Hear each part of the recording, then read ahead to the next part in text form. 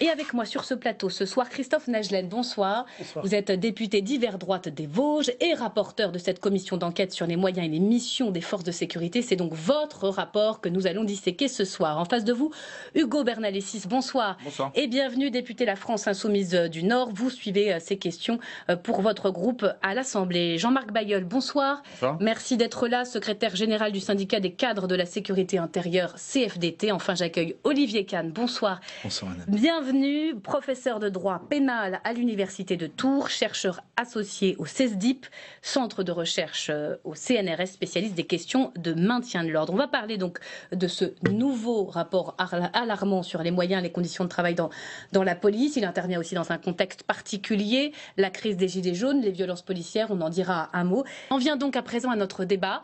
5 mois passés à auditionner la police et la gendarmerie, la commission d'enquête sur les moyens et les missions des forces de l'ordre décrit un système au bord de la rupture. 7 policiers sur 10 ne sont pas satisfaits de leur lieu de travail. Les essentiels sont signés ce soir par Maïté Frémont.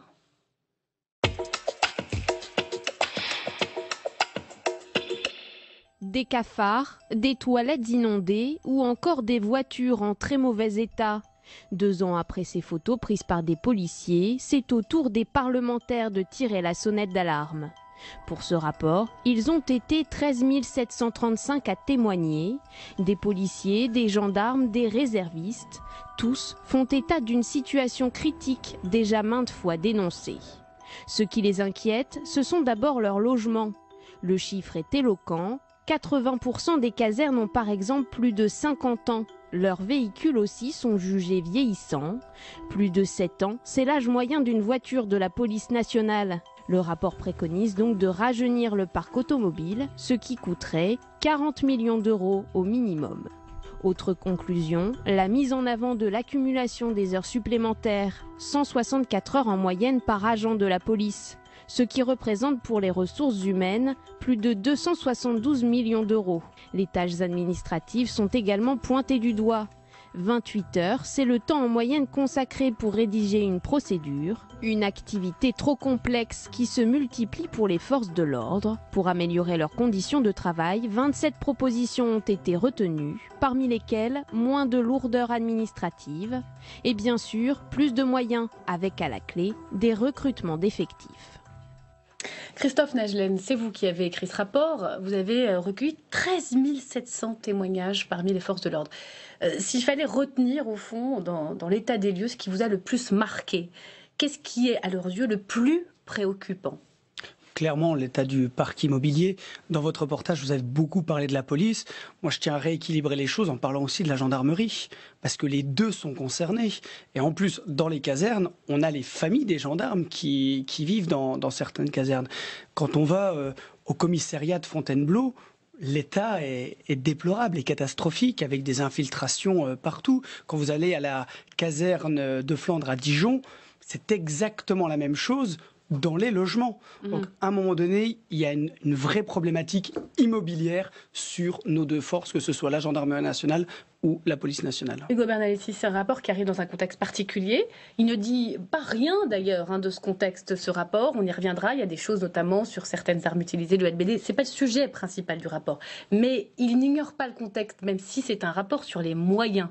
Quand vous entendez ces chiffres-là, ce constat-là, vous dites il faut agir. Oui, moi vous savez, mon ancien boulot c'était de gérer les dépenses de la police et de la gendarmerie pour la région Nord-Pas-de-Calais-Picardie qui s'appelle maintenant Hauts-de-France. Donc je voyais passer les factures, les budgets et l'exécution du budget. Donc forcément je peux être que d'accord avec le fait qu'il n'y ait pas suffisamment de moyens, au moins de fonctionnement. Sur les RH c'est encore un autre débat et on l'aura tout à l'heure sans doute, mais sur les moyens de fonctionnement, oui. Et quand j'ai dénoncé devant le ministre, quand on l'a auditionné en commission des lois en disant mais attendez, vous nous expliquez que le budget ne cesse d'augmenter et que dans le même temps les circulaires de budgétisation, c'est le document qu'on donne aux responsables pour faire le budget, on leur dit vous prenez le budget de l'année N-1 et vous mettez sanctuarisé le budget dans ce quinquennat. Et vous mettez moins 4%, c'est-à-dire que le budget à l'Assemblée est sanctuarisé, voire même en augmentation. Absolument. Et le budget de fonctionnement dans les services, il continue d'être en diminution, on continue de demander à faire des efforts budgétaires pour les policiers et les gendarmes. Sauf peut-être un peu pour l'administration centrale avec quelques matériels, etc. Mais ça n'a pas pas l'impact démesuré. Je me souviens de l'audition du ministre dans le cadre de la commission d'enquête, où le ministre dit on va essayer de s'améliorer parce que on s'est rendu compte que quand même embaucher beaucoup de gens, fallait prévoir le budget de fonctionnement en conséquence.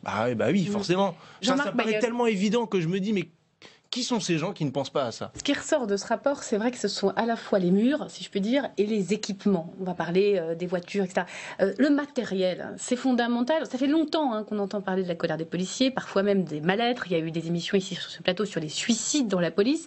Là, on parle, au fond, du dur, c'est-à-dire des conditions de travail au quotidien. C'est important de mettre ça en haut de l'agenda? C'est fondamental parce que pour une profession qui doit se faire respecter, le respect, il passe aussi par l'image qu'on renvoie. C'est-à-dire les locaux dans lesquels on accueille le public, ceux où on accueille les victimes. C'est vrai que c'est honteux. Vous avez cité Fontainebleau, qui est, je pense, en tête de gondole. On aurait pu citer Fécamp aussi, où j'ai eu des photos cet après-midi. C'est catastrophique. Et donc finalement, à la fois le public a une mauvaise image de ces locaux, et les policiers qui y travaillent ont un peu honte de travailler dans de telles conditions. Puis alors les véhicules, c'est quand même un phénomène récurrent depuis une vingtaine d'années, où finalement on a acheté des voitures, mais on fait du coup par coup. Sans faire de prévisionnel. Donc, on voit bien qu'entre police et gendarmerie, on a une usure moyenne des véhicules d'à peu près 7 ans et quelques. On pourrait parler du kilométrage, parce qu'il y a des véhicules à plus de 400 000 km. Je me rappelle quand même du directeur général de la gendarmerie, quand il avait été auditionné l'année dernière, qui avait dit oui, effectivement, il y a des véhicules de gendarmerie qui roulent avec des pneus lisses. Donc vous voyez l'image de policiers ou de gendarmes qui doivent verbaliser des gens pour des infractions routières qui eux-mêmes ne respectent pas la réglementation. Être policier, être gendarme, c'est la fonction publique. Est-ce qu'elle est moins bien dotée de ce point de vue-là que d'autres fonctionnaires, ou au fond, c'est le lot malheureux d'une fonction publique qui va mal en France? Non, je crois effectivement que peut-être les policiers, et je le dis vraiment sans ironie, ont la chance d'avoir encore des parlementaires qui continuent à s'intéresser à cette question. C'est-à-dire qu'on se souvient d'un garde des Sceaux précédent qui parlait de clochardisation de la justice et des locaux. On a vu l'image de certaines prisons où les locaux n'ont rien à envier à cela. Et dans l'université, vous avez montré les photos de toilettes de commissariat. Un petit tour aux toilettes de la faculté de droit de Nanterre permet de voir que... Donc je pense que c'est effectivement un problème plus large que celui simplement de la police. La police a la chance d'avoir des parlementaires qui continuent à attirer l'attention des autorités sur ces questions, ce que n'ont probablement pas d'autres services considérés comme... Enfin, d'autres parties de la fonction publique.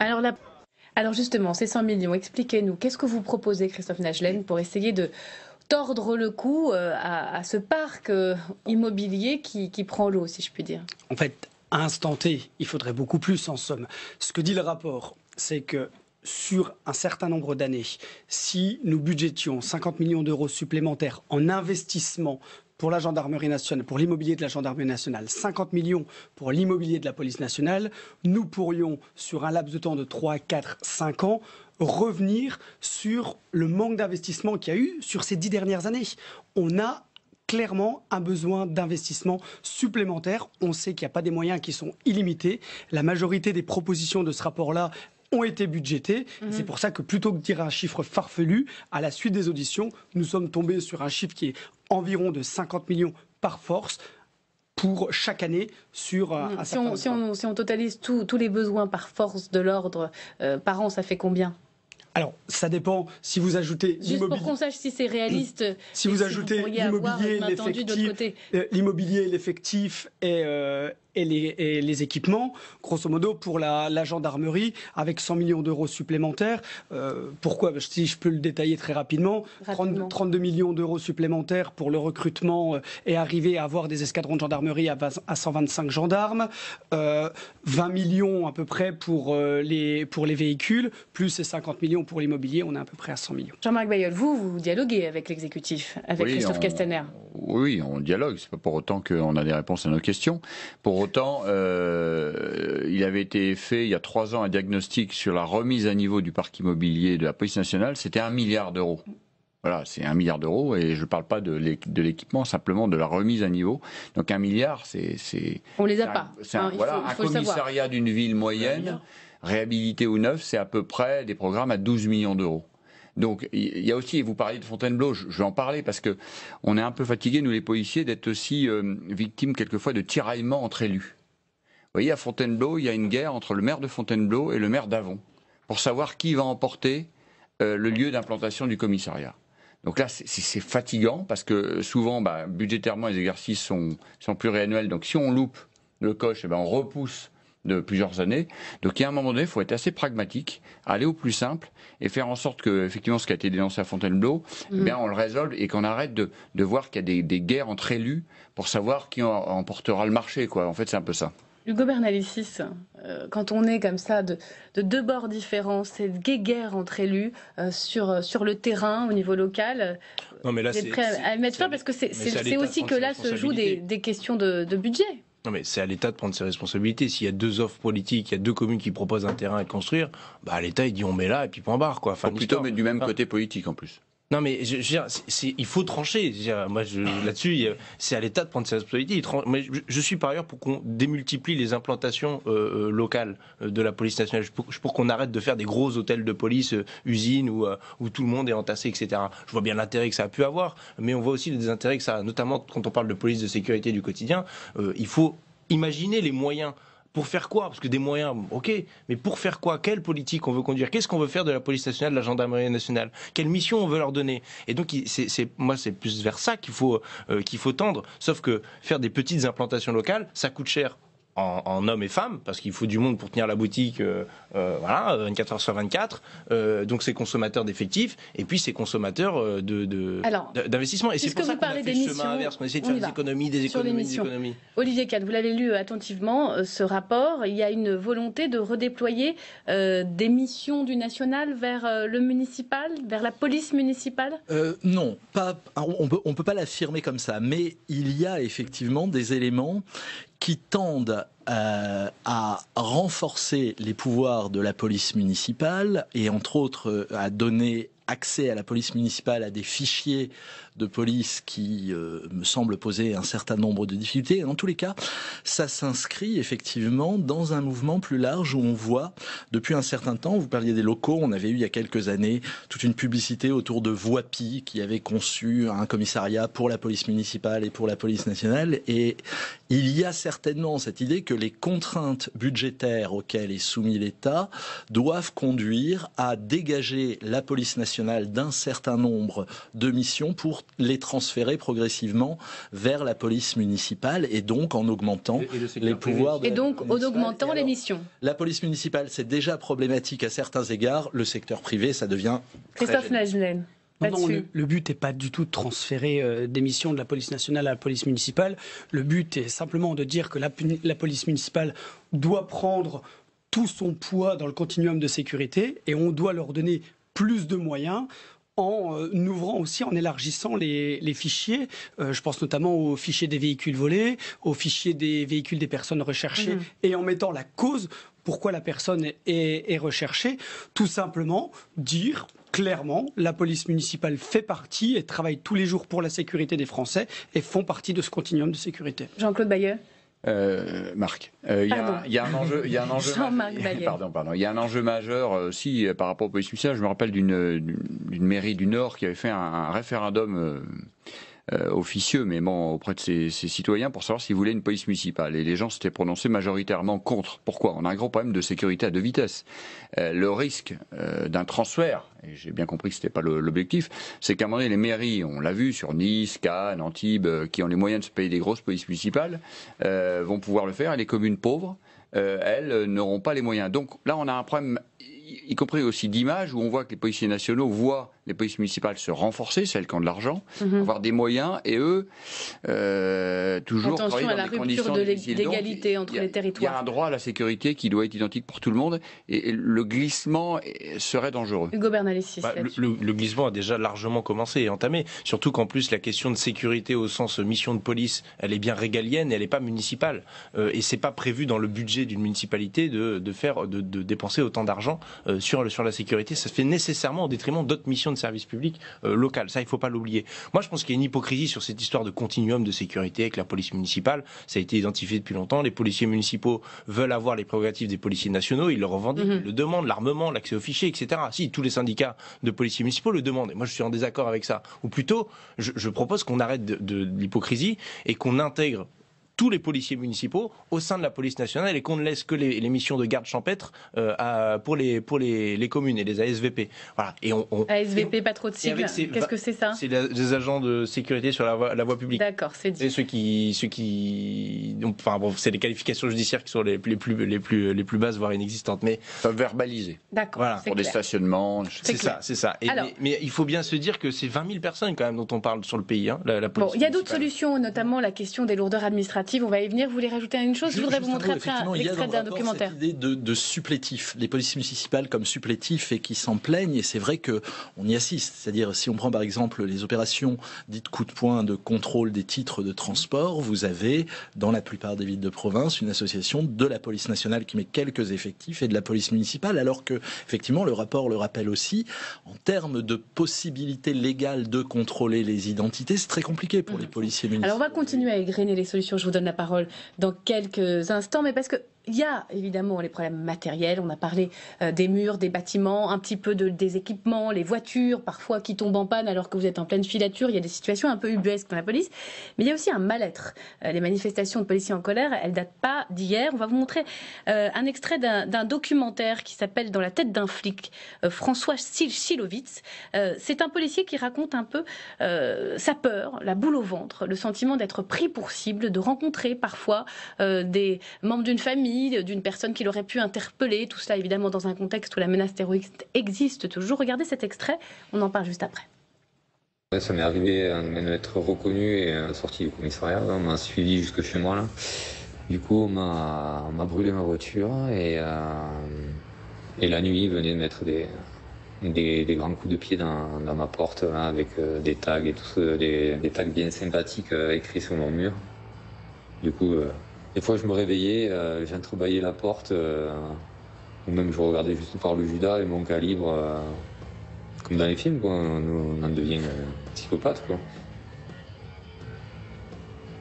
Et j'en avais parlé à la hiérarchie, mais bon, tout le monde s'en foutait. J'en avais parlé au syndicat, tout le monde s'en foutait. J'ai dû trouver un logement tout seul en urgence, à me débrouiller tout seul, à me retrouver une voiture, je ne pouvais plus partir au boulot. J'étais obligé de prendre le bus parmi les mecs qui habitaient au même endroit que moi, qui s'en prenaient à moi. C'était sympathique. Donc au niveau psychologique, c'était assez dur. Voilà, vous la connaissez cette peur-là? Oui, bien sûr.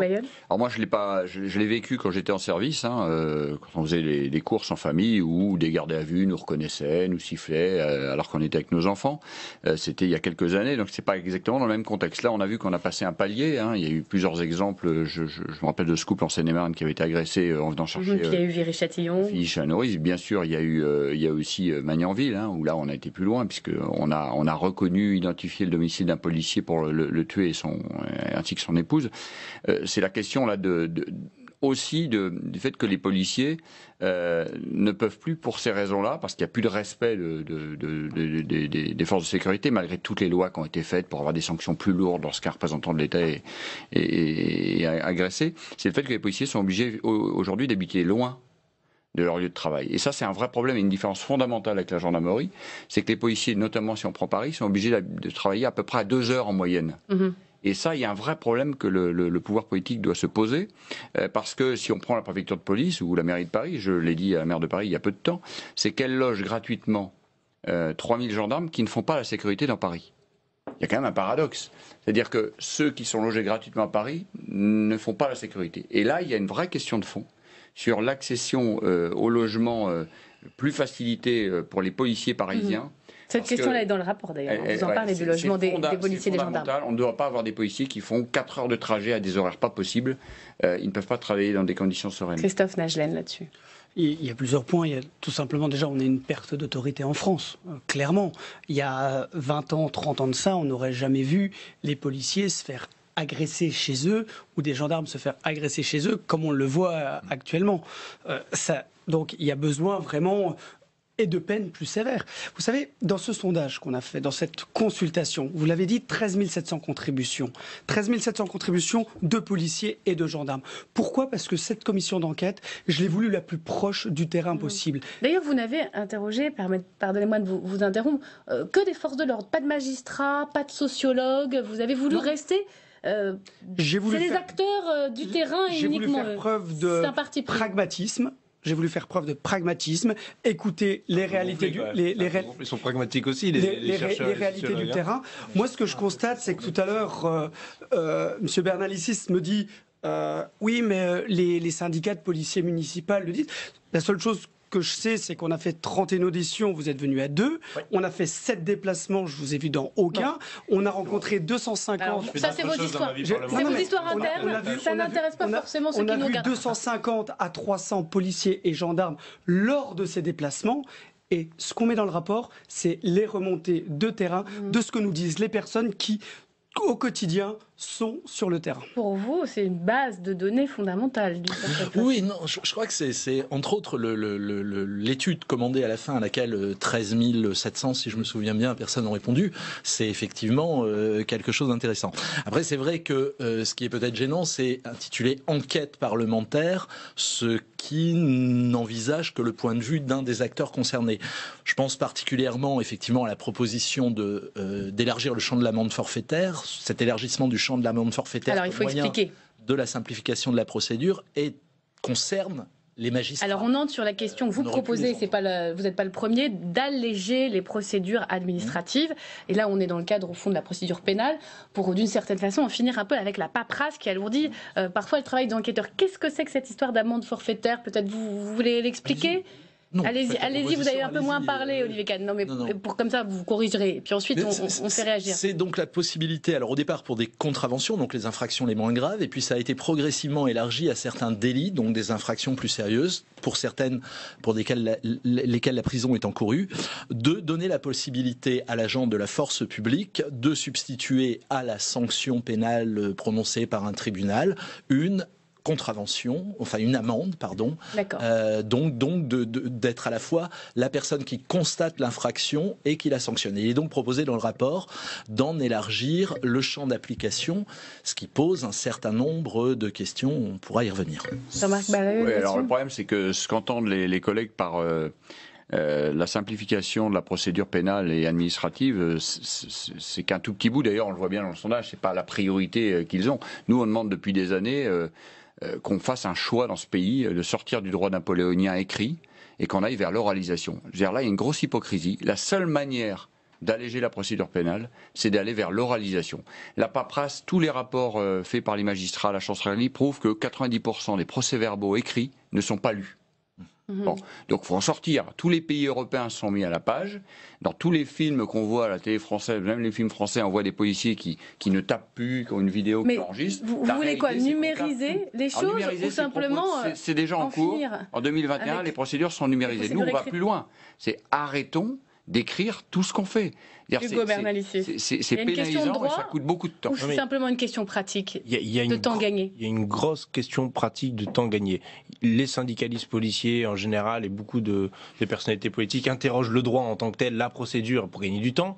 Moi, je suis plutôt assez défavorable parce qu'on touche drastiquement à la procédure, mais il y a des choses du temps à gagner déjà sur l'état actuel de la situation. Enfin voilà, je vais dire ainsi que monsieur connaît bien, qui est LRPPN. Ce truc-là, il faudrait peut-être que ça fonctionne un jour. C'est le logiciel qui permet de prendre les plaintes. Tout le monde s'en plaint, 100% des policiers s'en plaignent. Alors vous êtes d'accord là-dessus? C'est bon. Est-ce qu'on est capable dans ce pays de faire un logiciel qui fonctionne, quoi? Vous êtes d'accord là-dessus? Il nous reste peu de temps. Je voudrais quand même qu'on parle un tout petit peu à la fois la prise de conscience de l'exécutif de l'urgence et puis du contexte. J'en ai parlé au début parce que ce rapport il intervient dans un contexte très particulier où il y a une rupture de confiance, en tout cas dans une partie de la population vis-à-vis de sa police. Déjà, la prise de conscience des pouvoirs publics. Christophe Castaner a débloqué une enveloppe budgétaire. Il faut rappeler quand même, c'était il y a quelques mois, de 120 à 150 euros net par mois pour toutes les forces de l'ordre. Est-ce que vous avez le sentiment que la place Beauvau est à la hauteur? C'est pas pour toutes, d'abord. Progressivement. C'est pas tous les corps qui ont été servis, c'est ce qu'on nous a dit comme expression. Les gardiens de la paix. Un accord signé par certains, applicable à tous. Donc on nous a demandé de réfléchir, c'est comme ça, on nous a demandé de réfléchir parce que c'est lié à des réformes à mener. Mais est-ce que ça bouge non, mais justement, le problème, c'est ce ministère. Quand le DGPN est arrivé, l'actuel, M. Morvan, il a dit qu'il y avait une technocratie rampante dans ce ministère. Ça va faire 2 ans qu'il est arrivé, et je l'ai dit au ministre il y a 3 jours, elle est toujours là.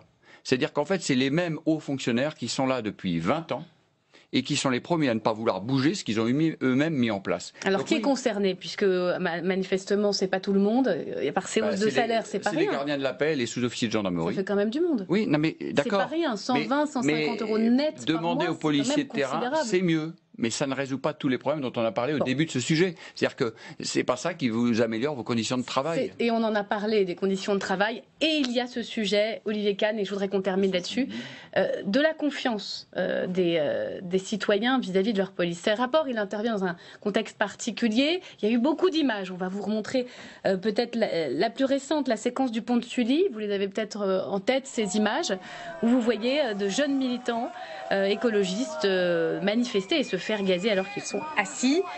Il faut absolument pas faire d'amalgame, on n'est pas en train de faire le procès de la police, mais il y a quand même ces images chocs qui frappent. D'ailleurs, une enquête de l'IGPN a été ouverte.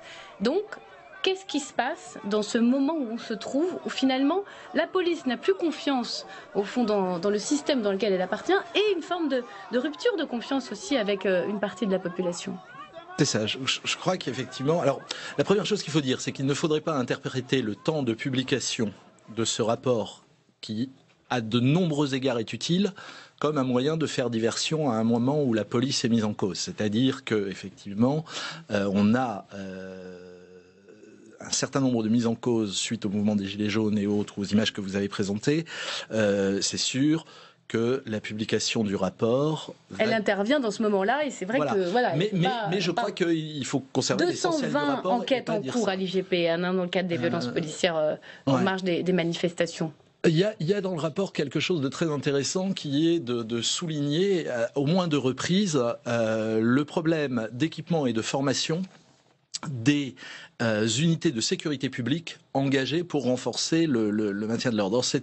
Ce qui est paradoxal, c'était à la fois ce dont se gargarise le ministre de l'Intérieur et se félicite et promeut le nouveau préfet de police, cette intégration des unités de sécurité publique. Or, elle pose de sérieux problèmes. À l'inverse, dans le rapport, on trouve des choses très intéressantes, en voyant par exemple à ce qui se fait en Allemagne sur l'utilisation de la vidéo et qui permettrait, entre autres, de sécuriser certaines procédures judiciaires dans lesquelles les preuves qui peuvent être collectées sont un peu parole contre parole et autres. Donc il y a des éléments intéressants. Jean-Marc Bailleul, ce rapport, vous ne l'avez pas pris, c'est vrai que comme une diversion, une volonté d'affronter tous les sujets? Absolument pas. D'abord, il y en a eu un au Sénat. Rappelons-nous, et la question qu'il faut se poser après tout ça, c'est qu'est-ce qu'ils vont devenir, à quoi ça va servir, et est-ce que ça va bouger? Ça, c'est la question fondamentale qu'on se pose. Nous, on a été incitateur de répondre à ce sondage, parce que on pense que c'est une bonne chose, et je crois que le ministère de l'Intérieur était plutôt contre. Nous, on était plutôt pour, parce qu'il faut que les collègues s'expriment en direct. Nous, on est des relais, mais ça suffit pas. Et ce que je voulais insister sur l'image, que vous l'avez montré sur le commentaire. Pour conclure, Pour conclure, c'est qu'effectivement, nous, on a dénoncé sur la période des Gilets jaunes, mais bien avant, le manque de formation continue, le rapport insiste là-dessus, et notamment au maintien de l'ordre. Et quand on est rentré dans la police, dans les commissariats en province, on s'entraînait au maintien de l'ordre. Il y a des commissariats qui ne se sont entraînés qu'à l'occasion des mouvements des Gilets jaunes. Et c'est ça qui est inquiétant. D'un mot, Hugo Bernalicis, j'ai vu que vous êtes arrivé avec une affichette. Oui, c'est un tract d'alliance qui m'a particulièrement choqué parce qu'il y a plusieurs mouvements. On rouvre pas le débat, on le conclut. Non, mais juste à un moment donné, l'attention qu'il y a au sein du ministère de l'Intérieur, au sein des policiers, fait dire à des syndicalistes n'importe quoi et remettre en cause des fondamentaux de l'état de droit. Voilà, les policiers ne sont pas présumés innocents, mais déjà jugés coupables. Ah bon, je n'étais pas au courant. Montrez-le nous, parce que si vous voulez qu'on le voit, voilà. Et donc, en fait, ce tract dit aux magistrats, si nos collègues venaient être injustement condamnés, nous saurons ce qu'il nous reste à faire et notre colère, personne ne pourra la contenir. Alors, messieurs qui êtes aux responsabilités, passez le mot ou bien nous assumerons. Et le message au syndicat Alliance. Qu'est-ce que c'est que ça? Qu'est-ce que c'est que des menaces sur les magistrats, sur les décisions qu'ils prendront? Je rappelle que l'autorité judiciaire, les policiers, ils sont soumis dans leur pratique. On est la profession la plus sanctionnée de la fonction publique. Oui, et tant mieux en quelque sorte. Mais moi, je m'inquiète de ça, de voir qu'il y a une autonomisation de la police. Et vous avez parlé d'extinction rébellion. Et il y a quand même, on se demande encore où est Steve. C'est aussi une autre enquête. C'est une autre enquête et on pourra consacrer un débat entier à ce qui s'est passé à Nantes en marge de ce festival.